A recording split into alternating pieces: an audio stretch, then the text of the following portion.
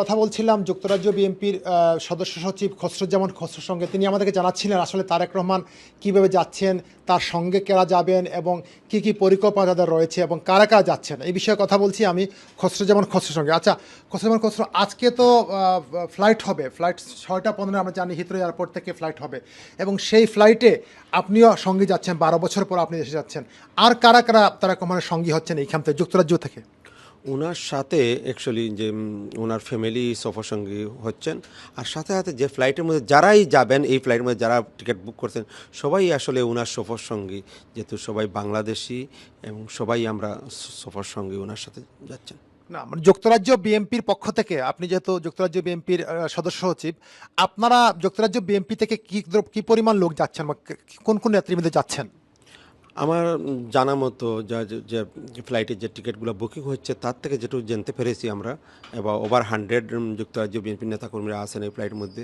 যেহেতু এদের মধ্যে কোনো স্পেসিফিকলি কোনো নেম এই মুহূর্তে বলা যাচ্ছে না, এয়ারপোর্টে যাওয়ার পরে দেখা যাবে যে কারা যাচ্ছেন।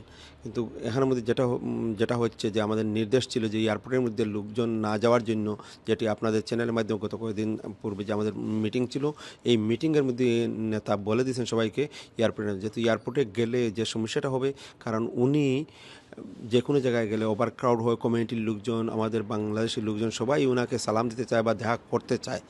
যেহেতু এখানে একটা দেশের ভাবমূর্তির ব্যাপার আছে, আপনি জানেন এখানের মধ্যে ইংলিশ এবং বিভিন্ন দেশের লোকজন থাকবে। তো আমাদের নেতার সবচেয়ে জিনিসটা হলো কি, উনি চান যে বাংলাদেশের নামটা যেন সুনাম থাকে সব জায়গায়, যার জন্য উনি চাচ্ছেন যে এয়ারপোর্টে না যাওয়ার জন্য, কারণ আমরা জানি সবার আগে বাংলাদেশ। এই জন্য এয়ারপোর্টে আমাদেরকে, আমিও আমার নেতাকর্মী যারা যারা দেখবেন সবার প্রতি অনুরোধ যে আপনারা এয়ারপোর্টে আসবেন না, যেহেতু নেতা বলে দিয়েছেন এয়ারপোর্টে না যাওয়ার জন্য, নেতার নির্দেশ এটা। আর আমার পক্ষ থেকে অনুরোধ, আপনারা এয়ারপোর্টে কেউ আসবেন না।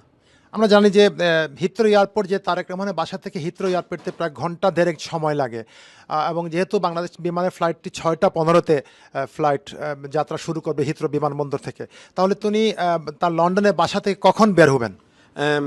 যেহেতু এয়ারপোর্টে আমরা আশা করছি উনি 4টার ভিতরেই বাইর হবেন।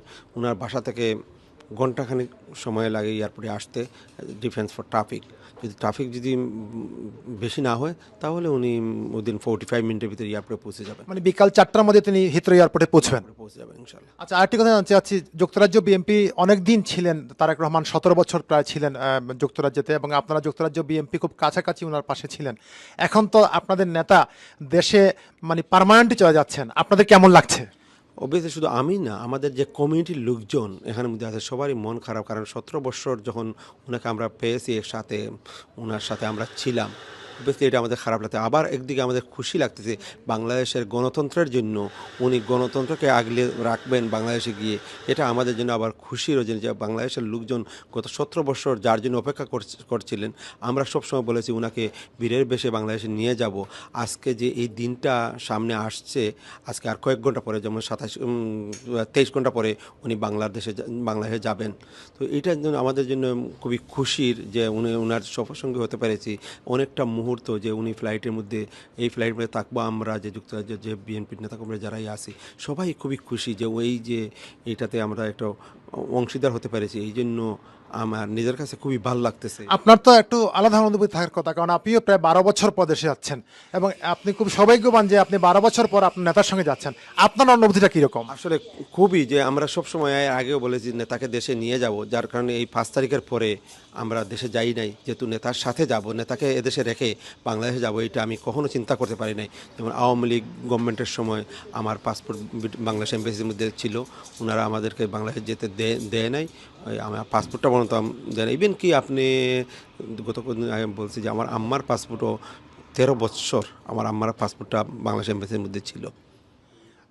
দর্শক মণ্ডলী, যেটা বললেন যুক্তরাজ্য বিএনপির সদস্য সচিব খসরুজ্জামান খসরু, তিনিও গত 12 বছর দেশে যেতে পারেননি। তার পাসপোর্ট বাংলাদেশ হাই কমিশনে আটকে রাখা হয়েছিল এবং তার মায়ের পাসপোর্টও তারা দেয়নি এবং সেই কারণে তিনি যেতে পারেন। এবং তিনি খুবই গর্বিত এবং আনন্দিত যে তিনি বলেছিলেন যদি দেশে কখনো যান তার নেতার সঙ্গে যাবেন, এবং তিনি তাদের নেতা বিএনপি ভারপ্রাপ্ত চেয়ারম্যান তারেক রহমানের সঙ্গে দেশে যাচ্ছেন এবং তিনি প্রত্যাশা করছেন বাংলাদেশ তার যে প্রতীক্ষা আছে সেই প্রতীক্ষা পূরণ হবে এবং বাংলাদেশের যে আশা তারেক রহমানকে রয়েছে ভবিষ্যৎ প্রধানমন্ত্রী হিসেবে তারা অনেকেই তাকে মনে করছেন সেই আশাটি পূর্ণ হবে।